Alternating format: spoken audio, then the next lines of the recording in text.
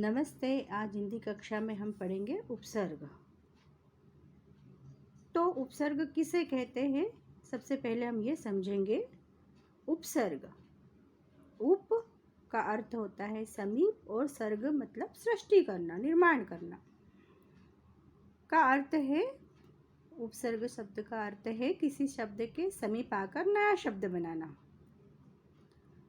तो जो शब्दांश शब्दों से पहले जुड़कर उनके अर्थ में विशेषता या परिवर्तन ला देते हैं उन्हें उपसर्ग कहते हैं। जैसे हम कुछ उदाहरणों के द्वारा इसे समझेंगे। हमारा मूल शब्द क्या है यहाँ पर? हार। और यहाँ पर हम प्र उपसर्ग जोड़ेंगे। तो प्र धन हार बराबर क्या हो जाएगा यहाँ पर? प्रहार। तो हार का अर्थ है पराजय, पर प्र उपसर्ग जोड़ने से नया शब्द क्या बना? प्रहार। प्रहार मतलब चोट करना।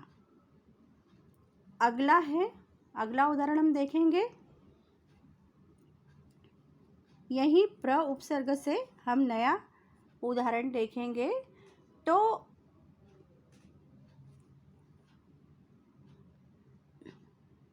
वेश मतलब वेशभूषा, पर यदि हमने इसमें प्र उपसर्ग जोड़ दिया तो क्या हो जाएगा? प्रवेश। ठीक, ऐसे ही हमारा हार है। हार में यदि हम आ उपसर्ग जोड़ेंगे तो क्या बनेगा? हार मतलब तो है पराजय, पर आ जोड़ा तो क्या हो जाएगा? आहार। आहार मतलब क्या होगा? भोजन। ऐसे ही हार का अर्थ तो क्या है? पराजय, पर यदि हमने इसमें वि उपसर्ग जोड़ा तो क्या होगा? विहार। विहार का मतलब क्या होता है? घूमना। तो इन उपसर्गों के प्रयोग से क्या हुआ कि नया शब्द बना और जो मूल शब्द का अर्थ है वो अर्थ यहाँ पर परिवर्तित हो गया। हार मतलब पराजय, पर प्रहार लगाने प्र उपसर्ग लगाने से क्या हुआ? प्रहार मतलब चोट करना। वेश मतलब वेशभूषा, प्रवेश मतलब अंदर जाना। हार पर इसमें आ उपसर्ग जोड़ा तो क्या हो गया? आहार मतलब भोजन। हार वि उपसर्ग जोड़ा तो क्या? विहार मतलब घूमना। तो ये क्या है? शब्दांशों से पहले जुड़कर उसके अर्थ में विशेषता या परिवर्तन ला देते हैं। विशेष यदि हम देखेंगे तो उपसर्गों का स्वतंत्र रूप से प्रयोग नहीं हो सकता। ये भाषा के सार्थक लघुत्तम खंड होते हैं जिनके प्रयोग से अर्थ में विशेषता या परिवर्तन आ जाता है। उपसर्ग के योग से संधि पद एवं सामासिक पद बनाए जा सकते हैं।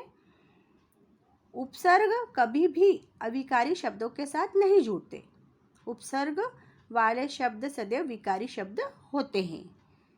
अब हम देखेंगे उपसर्ग के भेद। उपसर्गों के भेद।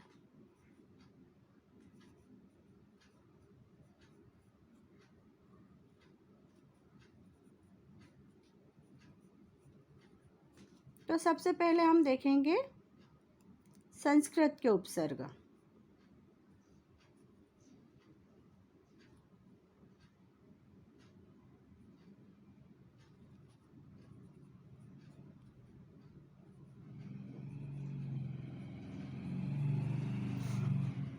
उपसर्ग, मूल शब्द, नया शब्द।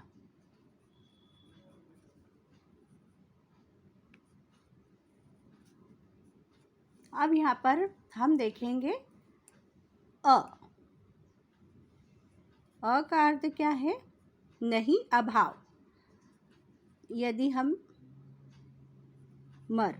मर मतलब मरना, पर यदि हम इसमें अ उपसर्ग जोड़ देंगे तो क्या हो जाएगा? अमर।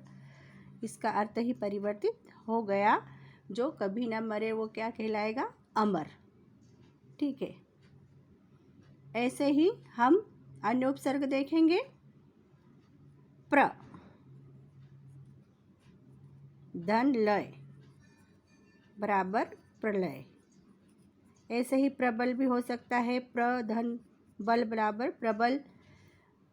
अब हम देखेंगे अगला उपसर्ग अभी। अभी मतलब पास, तरफ। अभी का अर्थ क्या होता है? पास, तरफ। पर अभी धन नेता। नेता मतलब जो हमारे नेता होते हैं, पर अभिनेता मतलब जो कलाकार होता है वो अभिनेता। इसका अर्थ ही परिवर्तित हो गया। ठीक है। और अब हम अगले उपसर्ग देखेंगे, वो है हमारे हिंदी के उपसर्ग। संस्कृत के और भी उपसर्ग हैं जिससे नए शब्दों का निर्माण हो सकता है, पर हम अगला देखेंगे हमारे अगले उपसर्ग कौन से हैं? हिंदी के उपसर्ग।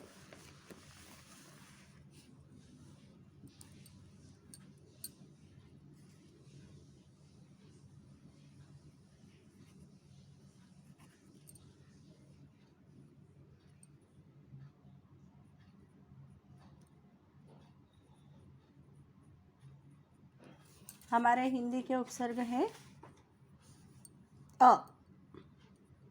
फिर वही उपसर्ग, मूल शब्द, नया शब्द। तो उपसर्ग हमारा है अ। अ का अर्थ क्या होता है? निषेध, अभाव।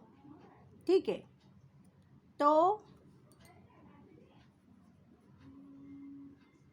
छूत मतलब छूत, इसमें अ लगाएंगे तो क्या हो जाएगा?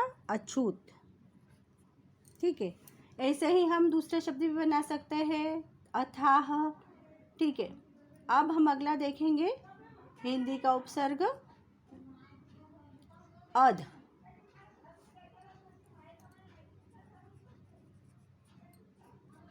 अध, अध का अर्थ होता है आधा।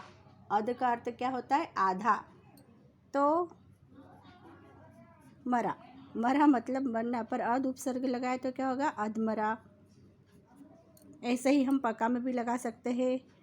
पका मतलब पूरा पका, और अध पका मतलब आधा पका हुआ। ये हमारे हिंदी उपसर्ग है। अब हम उर्दू के उपसर्ग देखेंगे।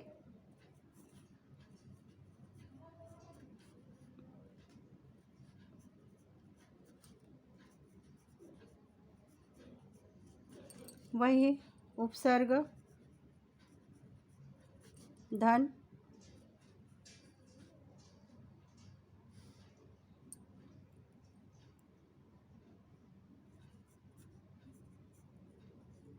मूल शब्द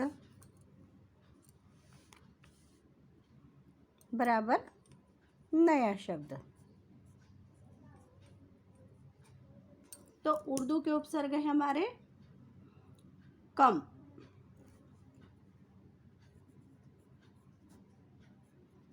कम उम्र। उम्र मतलब क्या है? हमारी आयु। पर यदि हम इसमें कम जोड़ देंगे तो क्या हो जाएगा? कम उम्र मतलब कम आयु का। ठीक। ऐसे ही हम और जोड़ सकते हैं कमजोर। ठीक है। अगला उपसर्ग है हमारा उर्दू का खुश। खुश मतलब क्या होता है? अच्छा। खबरी में, खबरी मतलब जो खबर लाता है, पर यदि हम इसमें खुश जोड़ देंगे तो क्या हो जाएगा? खुशखबरी।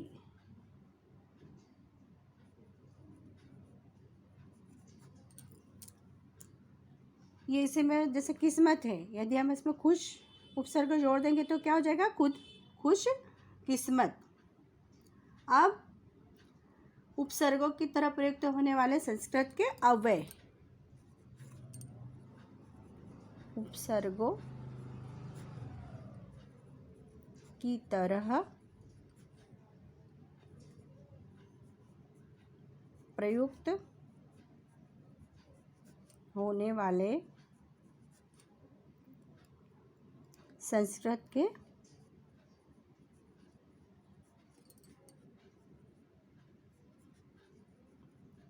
अव्यय। ठीक, जैसे यहाँ पर हम देखेंगे सत उपसर्ग धन मूल शब्द बराबर नया शब्द।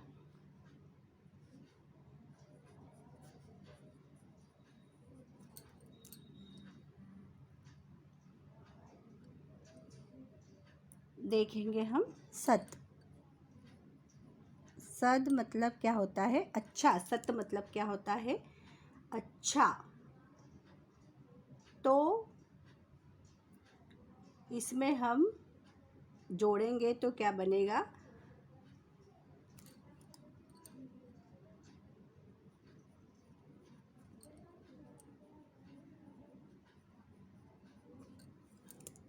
सद्भाव।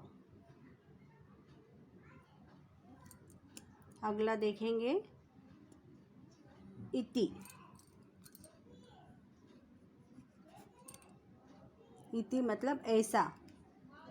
इति मतलब क्या होता है? ऐसा। तो यदि हम इसमें जोड़ेंगे तो इति श्री। इतिहास भी हो सकता है, हास धन इति बराबर इतिहास। अब हम देखेंगे अंग्रेजी के उपसर्ग।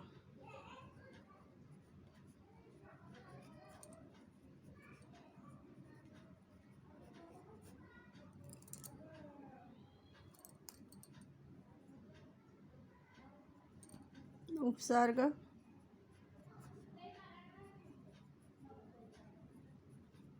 मूल शब्द नया शब्द। तो उपसर्ग है हमारा हेड धन मास्टर बराबर हेड मास्टर। हेड कांस्टेबल भी हो सकता है, हेड क्लर्क भी हो सकता है। तो आज हमने पढ़े उपसर्ग। यदि आपको मेरी ये जानकारी पसंद आई हो तो मेरे चैनल को लाइक एवं सब्सक्राइब जरूर करें। धन्यवाद। Head master.